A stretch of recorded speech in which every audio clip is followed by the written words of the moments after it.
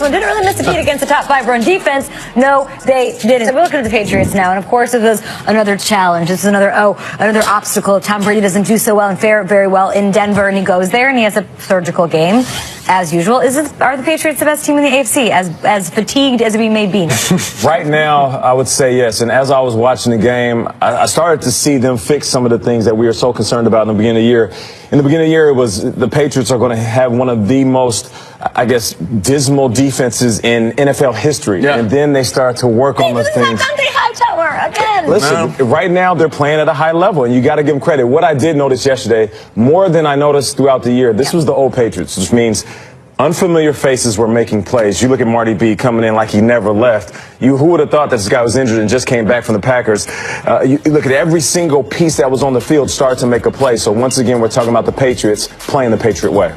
Yeah, it's the Patriots and everyone else. That's the way I look at it. And it's one and then 1D, 1C, 1D, 1D. It's a long gap in between everyone else because I've seen them beat up on the Steelers in the years past. I've seen them beat the Chiefs in the playoffs in years past. The Jaguars are not for real until they get into the January football. It's the Patriots. Let's go to the Super Bowl. Let's go to Minnesota. Yeah, let's do it. They've won 5 straight. What do you think?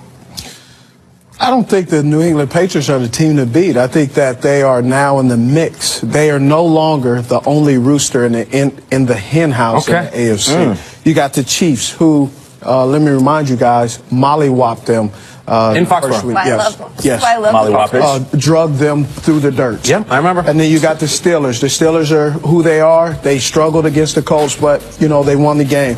Then you have Buffalo. Even though you don't want to say it, generally, everybody that's right there in the same division and conference with the New England Patriots, usually by week 9, they have years past, they have 3-game lead. You know, they're already getting home field advantage by week 14. I mean, just usually they are just ahead. They're no longer just ahead. Buffalo's decent. They're going to give them a run for their money. Maybe if the Raiders decide how they're going to show up. Don't just list teams here. No, but I'm listing these legit teams. Raiders? I didn't stutter. There was no slur in my speech. Buffalo just lost by 100 points. Okay, yes, but they lost to a very good team. But you also can't sit here and say when the Jets played the New England Patriots, and I'm good friends with Josh, but if this team is so exceptional, how come Josh put up 347 yards of passing? It's a good point. They're flawed, for sure. Yes, but if you can't be flawed and then say you're the best team, you're just coasting through. Yeah. You can't coast through a neighborhood on rims and say I'm the flyest car, and you got sparks coming out. That just doesn't work. Especially when they pop on rims. Yes, exactly.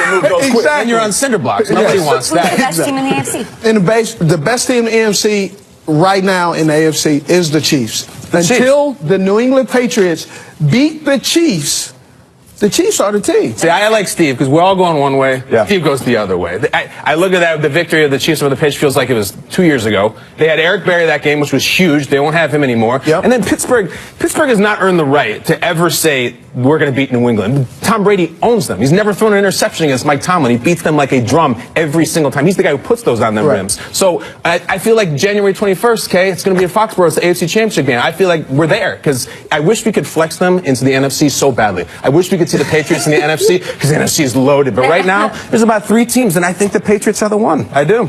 I give it to you that they're part of. They're in the mix. Yeah. They're in the hunt. But to sit here and say that AFC Championship right now, I think that's premature. I think the Chiefs miss Eric Berry. You lose Dante Hightower, and you look at what the Patriots. And that is a great 5-game win streak. That's a great game under that stretch. Okay, and those 13 points though, those 13 points, they aren't playing teams that are like knocking them down in the offensive category now. Right. The Chargers aren't killing people with offensive. They're not an offensive juggernaut. Right. The Atlanta Falcons, they beat them, but at the same time, the Atlanta Falcons have a new offense coordinator that doesn't know what he's doing. They have a new defense coordinator who's trying to figure out. They aren't creating a lot of turnovers. That game last week, the game that you just saw is not the team that's always been who they are. Right. So there's a lot of teams out there. And also, too, going back to New England Patriots, I'm not saying that I'm hating on them. Right. What I'm saying is you can't just put them in a driver's seat in the car all alone and say, hey, we coached crown them champs. Yes. But Eric Berry, last time I checked, did not play defense.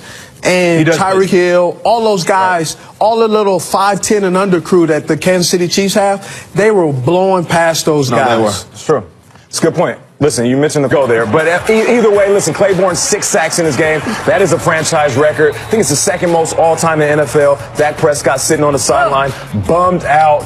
And that was the Falcons' game. They made play after play, and without Ezekiel Elliott, this team looked below average. The Cowboys going to have to fix some things moving forward. We'll talk more about those Cowboys, but for all the latest news and notes with this game and more, let's bring in our NFL Network insider, Ian Rappaport. Good morning football to you, Ian. Falcons, they dominated. They look like last year's Falcons in yesterday's win, and they did it without Devonta Freeman, who left the game early with a concussion. How concerned should Falcons and Falcons fans be about Freeman?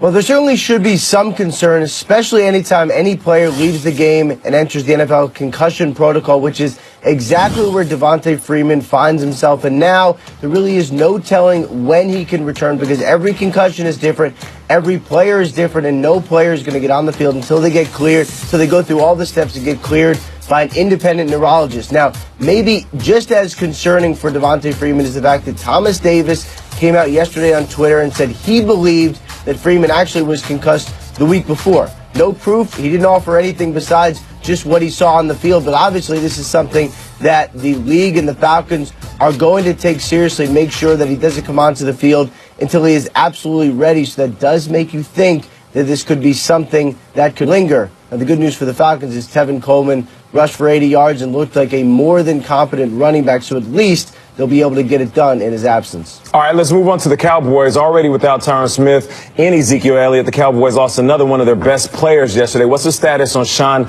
Lee's injury? Yeah, 3 of the Cowboys' most essential players did not play most of the game yesterday. And Sean Lee, certainly this is one, Nate, that is concerning. He missed the most of the game with a hamstring injury.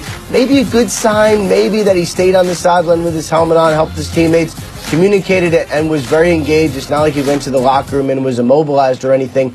But Sean Lee has had plenty of hamstring issues, missed a couple games earlier in the season because of hamstring issues. I would expect extreme caution for the Cowboys to make sure this is absolutely healed before he does anything. I would not be surprised if they just kind of say, hold on, wait a second, don't rush yourself back, because they're going to need him down the home stretch here, the quarterback of their defense. Last but not least, let's talk about the Packers and their backfield. They lost not one but 2 running backs in yesterday's game. Their win, Brett Hundley's first, they're against Chicago in Chicago. What's the latest on Aaron Jones and Ty Montgomery?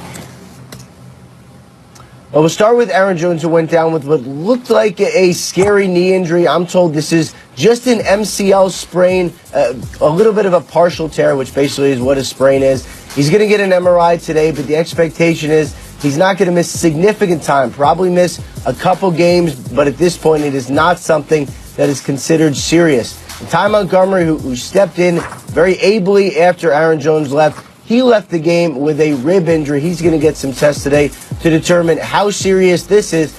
And just like Sean Lee, Ty Montgomery has dealt with this injury in the past, missed a game earlier in the season when he broke a couple ribs, was able to come back pretty quickly, but you have to wonder if this injury is related to the previous injury. Great stuff. Ian Rappaport will talk to you a little bit later on in the show. So many highlights, big plays to show you guys, so don't go anywhere. We've got to talk about those.